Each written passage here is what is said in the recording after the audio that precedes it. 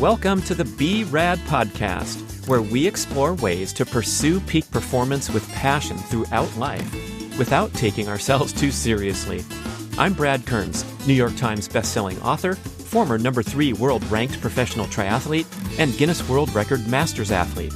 I connect with experts in diet, fitness, and personal growth, and deliver short breather shows where you get simple, actionable tips to improve your life right away.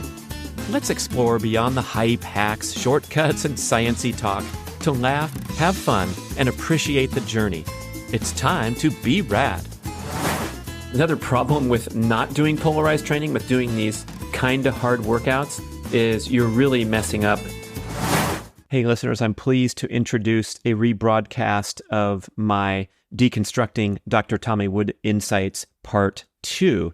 So again, we had some wonderful interviews. I welcome you to go back and listen to those on the channel. You can easily search for his name on most podcast players and pop up all the content. But I compiled and organized all the insights from his lengthy interviews into this deconstructing show, which got so lengthy that there's a part 1 and a part 2. So in part 2 of Deconstructing Insights from my interviews with Dr. Tommy Wood, we cover a variety of topics. One of them is gut health, which is just the wonderfully exciting emerging field of health, and how our gut function is the downstream cause of many conditions relating especially to autoimmune and inflammatory conditions, the importance of protecting your gut health and nourishing it with proper dietary habits. We also talk about polarized training, and that's this term to convey you're either exercising really comfortably or you're going really hard, but you're trying to avoid those in-between workouts that are slightly too stressful, that are performed slightly too frequently to deliver the intended benefit, and instead put you into this dreaded overtraining pattern, which can be so destructive to your health as well as your fitness. I love his insight about eating more food.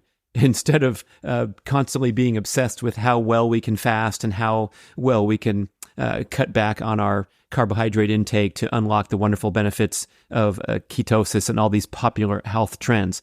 But for active athletic folks, there might be a very important strategy to consider, which is to consume more nutritious calories rather than trying to optimize. And he actually counsels his athletic clients to eat as much healthy food as possible until, let's say, you add a pound of body fat, and then you turn the dial back a little bit, and you're right in that optimal zone where you're doing the best for your metabolism, especially promoting the maintenance and development of lean muscle mass, which is such a wonderful longevity strategy, because when you push yourself hard and pursue these athletic goals and then fail to refuel yourself optimally, all kinds of little thermostat dials will turn down, and you'll kind of tone down thyroid function, tone down adrenal function, and possibly cause an overly stressful response to exercise if you're not eating enough. So that's a good intro for some insights deconstructing from Dr. Tommy Wood interviews.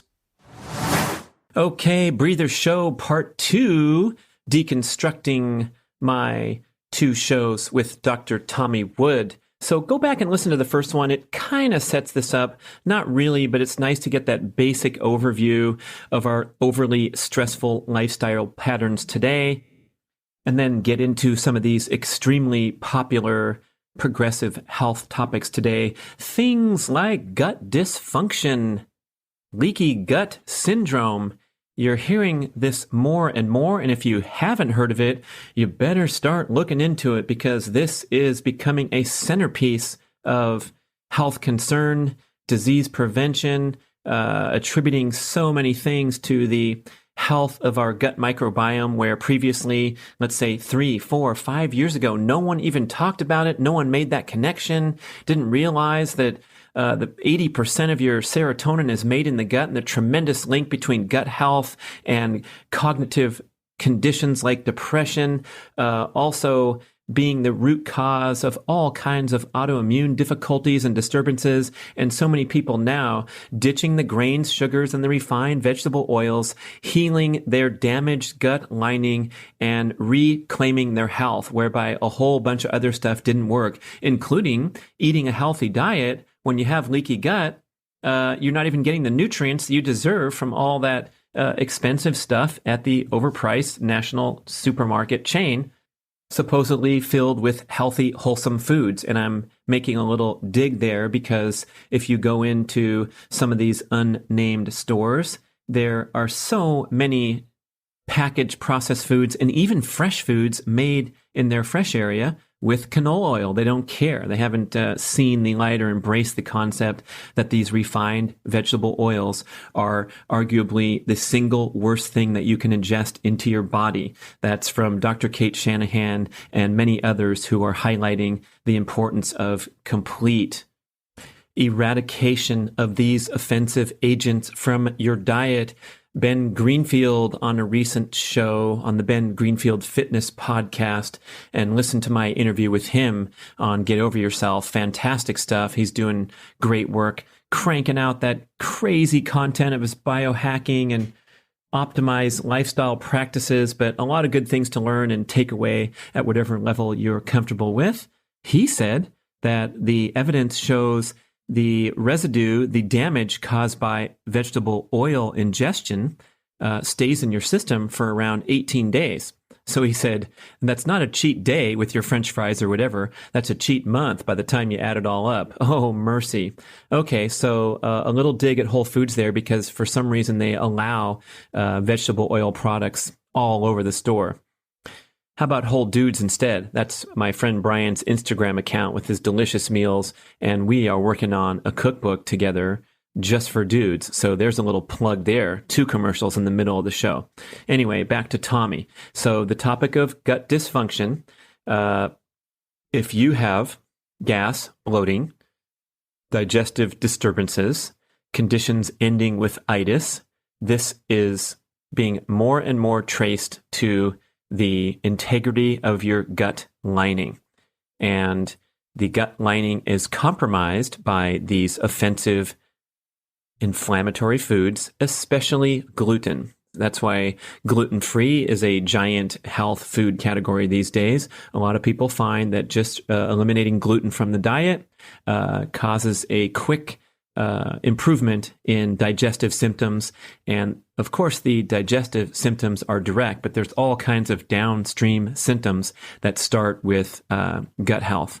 So not just ditching the gluten, but ditching all grains, because gluten is the most offensive, found in wheat product, but there are similar inflammatory agents similar to gluten that are contained in oats, corn, rice, things like that. So if you're sensitive and you have some damage, you have some permeability in your gut now, it warrants a complete elimination of the big 3 modern offensive foods: sugars, grains, and refined vegetable oils.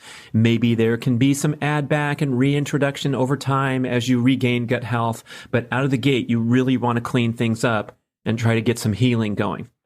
So then Tommy talks about getting off carbs, man, getting off those processed carbs. One thing it will do will save your stomach, because the inflammatory, the stressful effects of ingesting sugar and trying to digest it really compromises your gut health. So that's one reason to dial down the processed carbs. We're not talking about the colorful, nutrient-dense, nutritious carbs, vegetables, fruits, sweet potatoes. I'll even put dark chocolate in there. Black is a color, right? It's colorful, as long as it's not beige or white. We're talking about eliminating the processed carbs to help nurture your gut health. So if you start to restrict your level of dietary carbohydrate intake, what happens is you get better at burning stored body fat throughout the day. So at rest and during workouts, you're a better fat burner and you have a reduced need for glucose burning, which we know is more stressful, more dirty of a fuel source than fat. It creates oxidative stress. Free radicals are produced when you're burning glucose, especially when you're a high glucose burner in carbohydrate dependency. So when you simply minimize it or ditch processed carbs in your diet, you burn fewer carbs at rest. You burn fewer carbs during workouts because you become more adapted to burning fatty acids in your muscles during workouts, as well as burning ketones as needed.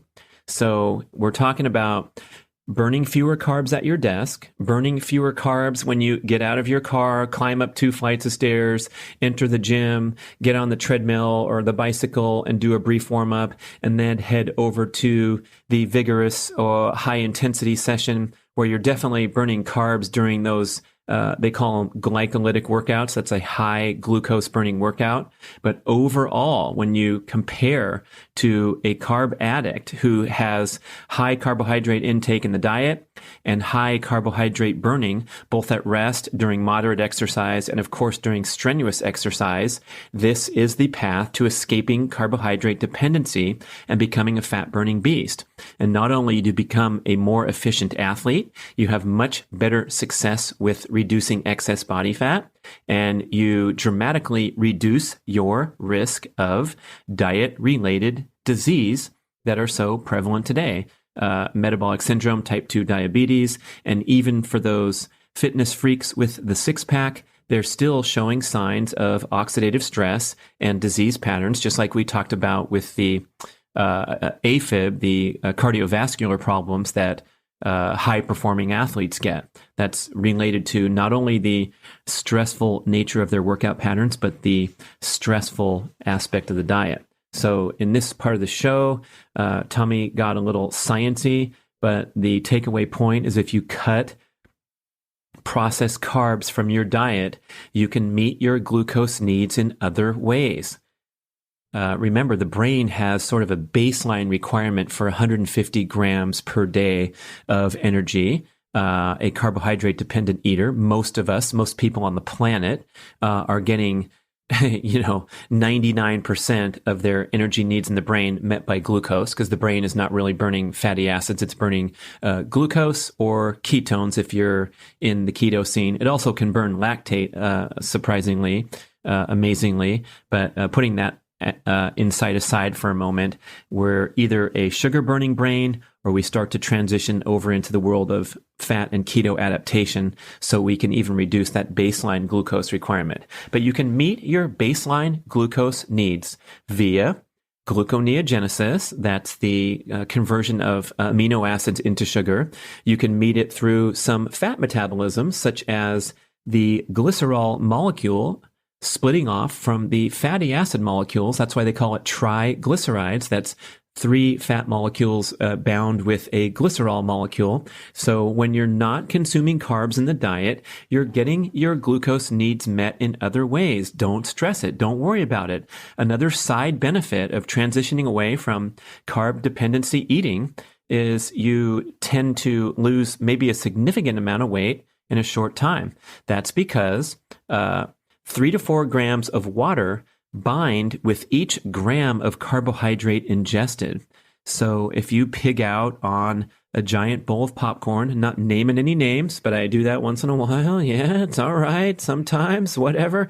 And you eat this much weight in a sandwich or whatever the carb source of your choice, the popcorn, you're going to gain 4 times as much weight because of the water retention aspect of maxing out those glycogen stores. And then when you get fat and keto adapted, you don't have to have this obsessive stocking of glycogen at all times because you're so good at burning fat. And that is why people lose 10 pounds in the first 2 weeks of transitioning over to low carbohydrate eating. Then the wonderful topic of polarized training comes up. That means, the polar opposite. So you're either going really easy or you're hitting it really hard with a short duration, high intensity workout. And we're trying to get away from this no man's land, this in-between zone of what Dave Scott calls, quote, kind of hard workouts, where you're beyond your maximum aerobic heart rate, your MAF heart rate, which again, for cardiovascular sustained workouts is 180 minus your age in beats per minute. So when you calculate that out, I'm 54 now, so that would be 126 beats per minute is my maximum aerobic heart rate. So if I'm going to go do a jog or a bike ride or anything that's cardio related, I'm going to keep my heart rate under 126, which translates to a very, very slow, comfortable pace, and thereby have a productive fitness and health outing. But when I exceed that maximum aerobic heart rate, such as when I'm playing a round of speed golf and running at tournament conditions where I'm running tempo or anaerobic threshold pace, and my heart rate's up there 165, 170 for an hour, that is a highly stressful event and can lead to breakdown, burnout, illness and injury, hormone dysfunction, immune suppression if you do those in a repeated pattern. So that's the opposite of polarized training, is going out there and going, quote, kind of hard several days a week. And I'm sorry, got to break it to you.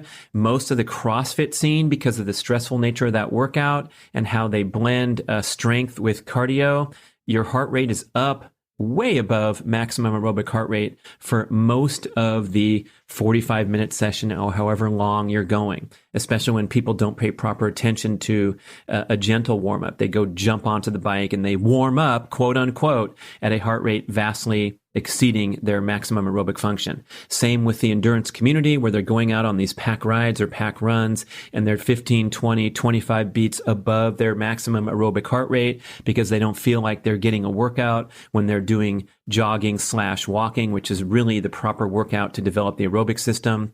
My shows with Dr. Phil Maffetone get deep into this on the Primal Endurance channel. So it's a tough one to tell people to slow down, but polarized training is where it's at. Of course, we want to favor and advocate for those brief high-intensity sessions on the other side of the coin, the other side of the polar opposites. But again, the featured aspect of those is that they're brief in duration. So it's stimulating the fight or flight hormones in a genetically desirable manner for a short duration workout where you really hit it hard. So you're not kind of going into this in-between session in the gym with strength training where you're lifting a whole bunch of reps of a pretty easy weight and you're falling into that same category as the endurance athlete who's jogging a little bit too quickly. I call these blended workouts where you're going in the gym, you're not resting much in between sets, and so your heart rate's elevated for 45 to 60 minutes. Your trainer is there urging you on, saying, all right, let's go to the next station. Don't rest too much. We got to start hitting these other weights. But again, they're not too hard because you're tired and you're getting broken down and worn out over the course of your session. That is not a productive workout pattern.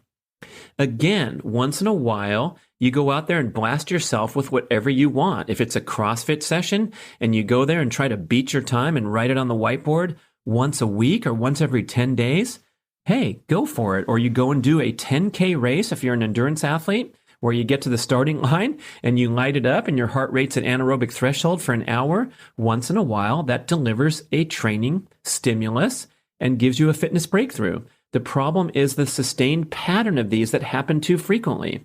These are horribly in conflict with our genetic expectations for health because, as I detailed on the First Breather show, our ancestors didn't do any of this nonsense. They did the bare minimum necessary to survive.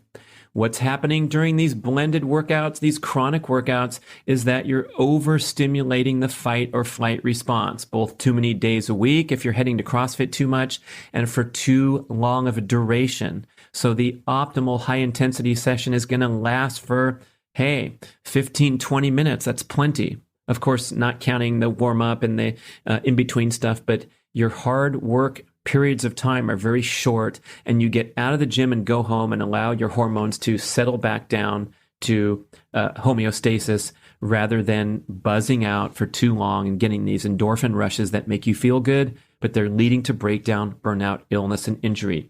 Another problem with the polarized training, another problem with not doing polarized training, but doing these kind of hard workouts, is you're really messing up your gut health.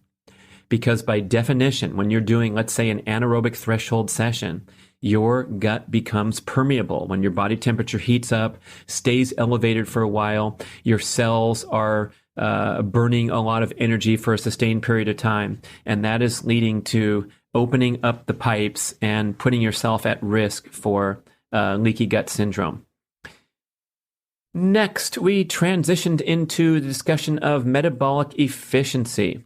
And Tommy offers an interesting, refreshing, expanded perspective to the narrowly focused boilerplate talk about the keto diet, that fasting is the ultimate health practice and eating fewer calories over your lifetime equals longevity. Now, that's not a false statement. There's a lot of truth to that. There's a lot of science behind that, that fasting extends lifespan.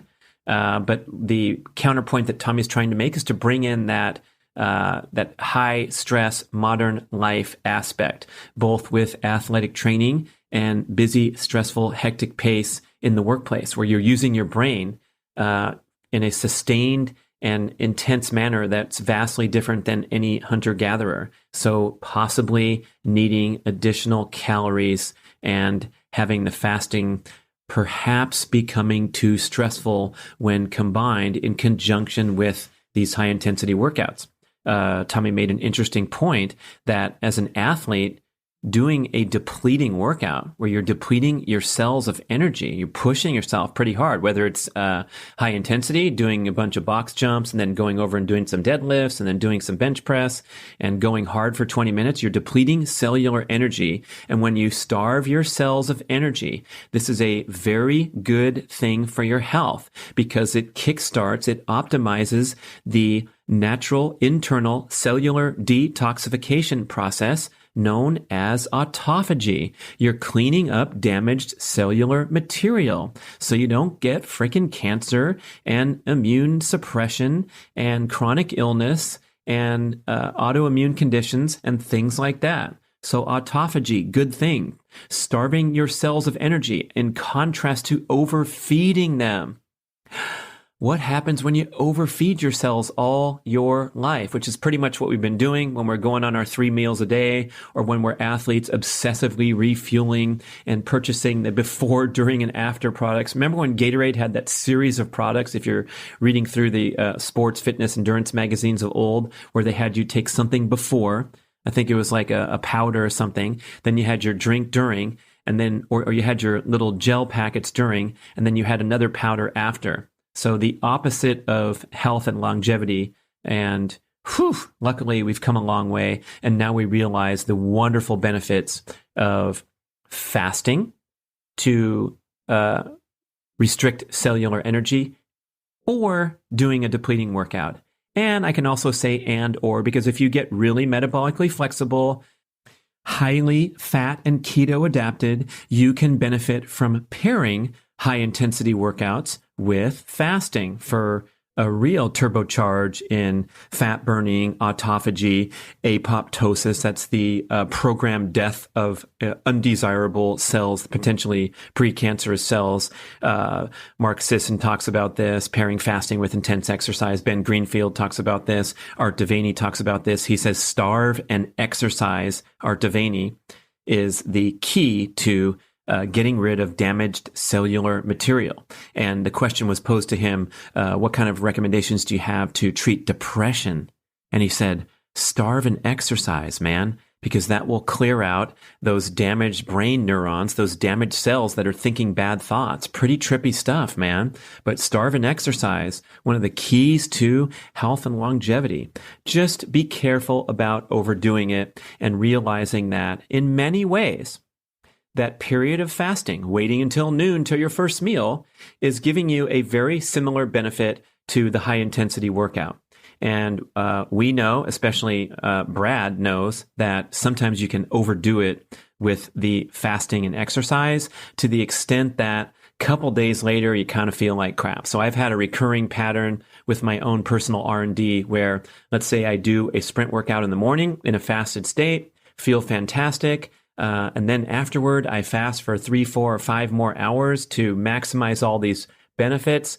And guess what? 24 to 36 hours later, I kind of notice I feel like crap and badly need a nap and feel a little stiff and sore. You know, a delayed aspect to this. I'm not stiff and sore and feel like crap right after the workout. I feel buzzed on the cocktail of stress hormones. But within an hour or two after a high intensity workout, you might want to get a nutritious meal into your body to promote recovery. Okay? So that's just my own personal insight, and I really am liking the intuitive approach here. So if you ask me, how's my keto eating pattern these days? What am I doing? Many days I'm engaging in prolonged fasting, keto aligned meals, maybe stringing them together. And then right out of the next side of my mouth, you can find me binging on evening popcorn, dark chocolate, sweet potatoes, and increased carb intake on particular days. Ben Greenfield calls this concept the best of both worlds, where he loves doing his fasted workouts. He loves eating keto-aligned meals. He's banking a lot of hours in that fasted or calorically minimal state. And then in the evening, he calls it family time and enjoying his lifetime. And he'll make all these preparations with his boys and his wife in the kitchen and ingest sometimes a lot of carbs, up to 150 grams just in one evening. But he says what that happens is it kind of keeps him free from the risks of hormone dysregulation. They talk about the thyroid slowing down when you're doing intense workouts and also doing keto. I believe Tommy and Chris Kelly saw that on my Nourish, Balance, Thrive report, that my thyroid was looking a little sluggish, and thus the suggestion to consume more calories. So if you get good at fasting, and put in some fasting work, put in some fasting days, delay your first meal, and then, hey man, the very next morning, get up and make yourself a delicious omelet, especially when it comes to enjoying your life and trying to align with patterns of your family and friends. You're sitting there in the corner like, no thanks, I'm keto, I'm not going to have any of that, and kind of feel like this a disengagement from enjoyable modern life. But don't get me wrong, I'm not talking about pushing over to eating the garbage. So I don't like the statement, everything in moderation. I think it's a disgrace because we're so unhealthy and have so many adverse trends in modern lifestyle that we need to have an extreme and devoted commitment to health rather than ever saying that term when it comes to food choices and sleep habits and things like that. Moderation will get you into early death and demise these days, no joke. So when we have an extreme commitment to dietary quality, our indulgences, our celebrations are extremely well chosen rather than mindless rationalizations under the category of everything in moderation. So if I'm going to have an apple pie, it's going to be that apple pie made by grandma, steaming hot out of the oven, made from scratch with whatever might not be on the ketogenic diet, but it's certainly not one of the Entenmann's garbage with all the chemicals and the refined vegetable oils and whatever else they throw in there that comes off the shelf, right? So make it count when you're doing a dietary indulgence and have that, extreme commitment to high quality and complete enjoyment of the celebration rather than these feelings of guilt and rationalizations going through your head, which might keep you locked into adverse lifestyle practices where you can't seem to keep your commitments. Okay, so that kind of discounts the notion of cheat days, because if you have to say the word cheat day and have that concept in your brain, that means there's something wrong with your baseline diet. Why would you need a cheat day?